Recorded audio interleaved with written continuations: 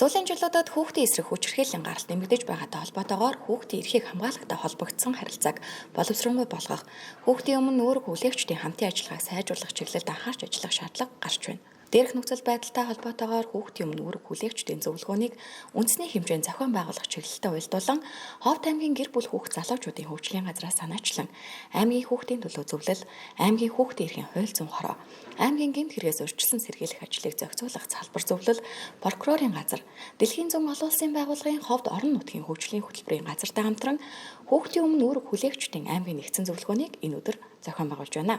Зөвлөгөөн засгийн газрын хэрэгжүүлэгч агентлаг, гэр бүл хүүхд залуучуудын хөгжлийн газрын мэрэгжилтнүүд, аймгийн хүүхдийн төлөө зөвлөл, хууль зүйн хорооны гишүүд, сумны хамтарсан багийн гишүүд, Жаргалан сумын ерөнхий боловсролын сургууль цэцэрлэгийн захирал эрхлэгчгээд 150 хүн оролцлоо.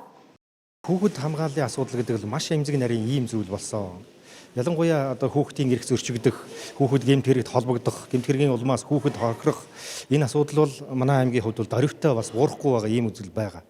Энийн гол шалтгаан бол ерөөсөө л гэр бүлийн хүчирхийлэлтэй холбоотой, архитын согтууралтай холбоотой ийм зүйлүүд байна. Тэгэхээр энэ хүүхэд хамгааллын асуудлаар өнөөдрийн гол зөвлөгөөний гол бид бүхний өмнө тавьж байгаа зорилго бол энэ хамтарсан багийг хүүхэд хамгааллын хүүхдийн өмнө үүрэг хариуцлага хүлээж байгаа энэ хүмүүс цаашдаа үйл ажиллагаагаа яаж уялдуулах вэ? Яаж хамтарч ажиллах вэ? Гэмт хэрэг зөрчлөөс яаж урьдчилан сэргийлэх үү гэдэг ийм хамтын зөвлөгөөнөө хийж байгаа. Тэгэхээр бид бүхэнд нэг бас гаргалгаа гарах байх гэж бодож байна. Яаж бид бүхэн хамтарч ажиллаж яаж үр дүнд хүрэх вэ? Тухайлбал манай аймаг 20 онд 22 хүүхэд гэмт хэрэгт зөрчил холбогдож байсан бол 21 онд 24 болж ингэж өссөн байх жишээтэй. Тэгэхээр энэ бол учир шалтгаан байгаад байна. Эсвэл бүр өсөхгүй байна, эсвэл буурахгүй байна. Нэг л төвшөнд ингэж байгаад байгаа нь бол бид нар бас үйл ажиллагаагаа нэгтгэх, уялдуулах энэ зайлшгүй шаардлага байгаа. Дээрээс нь сургуулийн орчин, эрх зүйн орчин бол өдрөөс өдөрт бол өөрчлөгдөж байгаа. Гэхдээ тулгамж байгаа асуудал бол байгаад байна. Энэ мэдээлэл технологийн энэ зуунд бид бүхэн хүүхдээ яаж хүмүүжүүлэх вэ? Хүүхдээ энэ гэмт хэрэг зөрчлөөс яаж хол байлгах вэ? Хүүхдийн хүмүүжилд сургуулийн орчноос гадна эцэг эхчүүдийн оролцоог яаж нэмэгдүүлэх вэ гэдэг асуудал маш чухал байна. Тэгэхээр өнөөдөр бол эцэг эхчүүд хүүхдтэй хэр зэрэг ач холбогдлогч хэр зэрэг хандаж байгаа нь бас эргэлзээтэй.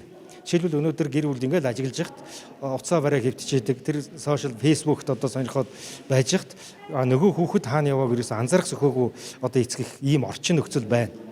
Тэгэд энээс бид бүхэн яаж үрсэн сэргийлэх үү, яаж хандлагаа өөрчлөх үү гэж их олон гарцыг эрэлхийлж өнөөдрийн нэгдсэн чуулган зөвлөгөөнийг зохион байгуулж байгаамаа. Хүүхдийн эрхийг хамгаалахтай холбогдсон харилцааг зохицуулах эрх зүйн орчныг боловсронгуй болгох чиглэлээр хүүхэд хамгааллын тухай хууль, хүүхдийн эрхийн тухай хуулиуд батлагдсан гарснаар манай улсад хүүхдийн эсрэг хүчирхийллийг бүх орчинд хуулиар хоригдсан дэлхийн 49 дахь орноор нэрлэгддэг байна. Нөгөө талаар манай улс хүүхдийн эрх хамгааллын чиглэлээр эрх зүйн орчин харьцангуй сайтай дээр боловсрол эрүүл мэндийн үйлчилгээний чанар хүртээмж нэмэгдсэн үзүүлэлттэй гэж үндэслэгдсэн хэдий ч харамсалтай нь хүүхдийн эрх хамгааллын тал дээр тулгамдж байгаа шийдвэрлэх асуудлууд байсаар байгаа нь асуудлын гол зангилаа хэврэнэ. Нэгдсэн үндэсний байгууллагын хүүхдийн эрхийн конвенц болон Монгол улсын хуулиар хүүхдийн өмнө насанд ирсэн хүн болгон үүрэг хүлээн. За тэр дотор ангадагч үүрэг хүлээгч нь бол гэр бүл эцэгчүүд байдаг. За тэрнээс гадна хүүхдийн өмнө хуулиар үүрэг хүлээгчд бол бас төрийн бүх шатны байгууллагууд байж байгаа тийм ээ. За тэгэхээр яагаад энэ үүрэг хүлээгчдийн зөвлөгөөнийг хийсэн гэхээр сүүлийн үед бол гэр бүлийн хүчирхийлэл 35%-аар нэмэгдэж байна. Хүүхдийн эсрэг хүчирхийлэл бас нэмэгдэж байна. Тэр дундаа хүүхдийг зодож шийтгэх асуудал бол хүүхдийн хүмүүжил гэж үзээд байна. Тэгээд энэс болоод бас хүүхэд бэртэж гэмдэгтэй ийм асуудал бол гардаг. Хүүхдийн амь насны асуудал яригддаг.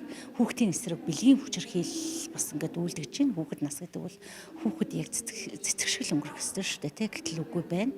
За дээр нь ингээд өсвөр насны хүүхдүүдийн өөрийнх нь нас идэвхүйн онцлогоос болоод үе тэнгийнхнийхээ өмнө бас тодорхой өндөр байр суурь эзлэх гэдэг нэг юм хэрэгцээ байдаг. За энэс болоод бас ингээд хүүхдүүд хамтдаа нийлээд хамт олноороо бас гэмт хэрэг үйлдэхэд энэ нийгмийн хүүхдийн өмнө үйлдэж байгаа сөрөг үзэгдлүүд бол бас нэлээд ихсэж байгаа. Тийм учраас Монгол улс бол хууль бол маш сайн ер нь хуультай гэж үздэг шүү дээ. За гэтэл яг ингээд хуулийн хэрэгжилтийг хангах хуулиар үүрэг хүлээгчдийн үүрэг оролцоог хариуцлагыг нэмэгдүүлэх асуудлаар хүүхдийн үүрэг хүлээгчдийн зөвлөгөөнийг ер нь үндэсний хэмжээнд хийя гэдэг ийм санал санаачлаг гарсан юм аа. За тэгээд энэний үндсэн дээр одоо бүх одоо салбар яамдууд, за аймаг орон нутгууд хүүхдийн зөвлөгөөнийг хийж байна. Тэгээд өнөөдрийн хувьд бол одоо Ховд аймаг хүүхдийн үүрэг хүлээгчдийн зөвлөгөөнийг одоо иргэдийн хурал, гэр бүл хүүхд залуучуудын хөгжлийн газар, цагдаагийн газар ингээд хамтраад тэгээ Ховд аймаг дахь ер нь хүүхдийн хөгжил хамгааллын асуудал ямар байна гэдгийг бас ярилцж байна. Тэгээд энэ бол маш чухал. Өнөөдөр маш олон одоо ингээд нөгөө Ховд аймгийн хүүхдийн одоо хүүхэд насны сүргээр үлдэж байгаа нийгмийн үзэгдэл, гэмтрийн асуудлыг бас ингээд тодорхой асуудал хариуцсан байгууллагууд ярьж байна те. За тэгээд дээр нь энийг одоо яаж шийдэх вэ гэдэг асуудлыг шийдлэг гаргаж ирэх нь л хамгийн чухал. За тэгээд тэгэхээр яг аймгийн нөхцөл байдал тохирсон ийм одоо бас бодлого шийдвэр зөвлөмж гарнаа гэж хүлээж байна. Ховд аймаг нь 90333 хүн амтай. Үүнээс 0-аас 18 насны хүүхэд 36736 байгаа нь нийт хүн амын 40.6% эзэлдэг гэсэн судалгаа гаргажээ. 2021 оны байдлаар аймгийн гэр бүл хүүхд залуучуудын хөгжлийн газарт хүүхдийн эсрэг зөрчил, гомдол мэдээлэл 169 бүртгэгдсэнийг сумдын хамтарсан багаар дамжуулан хариу үйлчлэгээ үзүүлэн ажилласан байна. Үүнийг төрлөөр нь үзвэл бие махбодын хүчирхийлэл 23%, сэтгэл санааны хүчирхийлэл 42%, үл хайхрах хүчирхийлэл 29%, бэлгийн хүчирхийлэл 6% эзэлж байгаа нь эцэг эхийн болон хүүхдийн өмнө үүрэг хүлээгчдийн хариуцлагыг нэмэгдүүлэх шаардлагатай байгааг илэрхийлж байна. Он гарсаар хүүхдийн эсрэг хүчирхийлэл, гэр бүлийн хүчирхийллийн одоо эрх гомдол дуудлага мэдээлэлүүд бол улсын хэмжээнд өсөж байгаа үзүүлэлттэй байгаа юм. За тэгэхээр ер нь хүүхдийн өмнө үүрэг хүлээж байгаа байгууллагуудын хамтын ажиллагааг сайжруулах, за боловсролын орчинг эрсдэлгүй болгох, за энэ хүүхд хамгааллын асуудалд эцэг эхчүүдийн үүрэг хариуцлагыг за боловсролыг дээшлүүлэх, за мөн анхан шатанд ажиллаж байгаа хамтарсан багуудыг чадваржуулах, удирдлага арга зүгээр тогтмол хангах юм хэрэгцээ шаардлууд гарч байгаа учраас өнөөдрийн зөвлөгөөнийг зохион байгуулж байна. За бид бүхэн энэхүү зөвлөгөөндөө бас засгийн газрын хэрэгжүүлэгч агентлаг, гэр бүл хүүхд залуучуудын хөгжлийн газрынхаа одоо холбогдох одоо ахлах мэргэжилтэнгүүдэд бас оролцуулж байгаа. За өнөөдрийн зөвлөгөөнөөс гадна бид бүхэн маргааш сумдын хамтарсан багийн нарийн бичгийн дарга буюу сумдын нийгмийн бодлогын ажилтнуудыг чадваржуулах сургалтыг бас зохион байгуулж байгаа юм.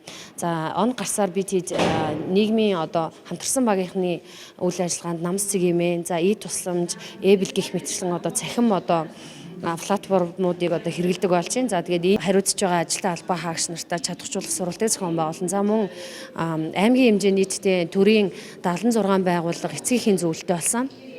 За эдгээр байгууллагуудын маань 25% нь бас одоо хүүхдийн өрөөтэй болсон юм одоо бас нааштай юм үзүүлэлтүүд байдаг. За тэгээд аймгийн хэмжээнд үйл ажиллагаа явуулж байгаа төрийн байгууллагуудын эхийн зөвлөлийн гишүүдийг бас чадваржуулах сургалтыг бас давхар бид бүхэн зохион байгуулад ингээд 2 өдрийн туршид хүүхдийн өмнө үүрэг хүлээж байгаа ажилтан албан хаагч нар хүүхдийн өмнө үүрэг хүлээгч нарын одоо арга хэмжээ хувьд аймгийн хэмжээнд зохион байгуулагдчихна. Хүүхдийн өмнө үүрэг хүлээгчдийн аймгийн нэгдсэн зөвлөгөөнийг ийхүү зохион байгуулснаар хуулиар хүүхдийн өмнө үүрэг хүлээгчдийн санал хамтын ажиллагааны мэдээлэл дээр үндэслэн тулгамдж буй асуудлыг шийдвэрлэх бодлого шийдвэр гарна хэмээн үзэж байна. Нөгөө талаар зөвлөгөөний үр дүнд хууль тогтоомж, дүрм журам, стандартын хэрэгжилтийг хангах салбар дундын хамтын ажиллагаа сайжирч хүүхдийн асуудлаар талуудын үүрэг хариуцлага нэмэгдэх боломж бүрдэх юм.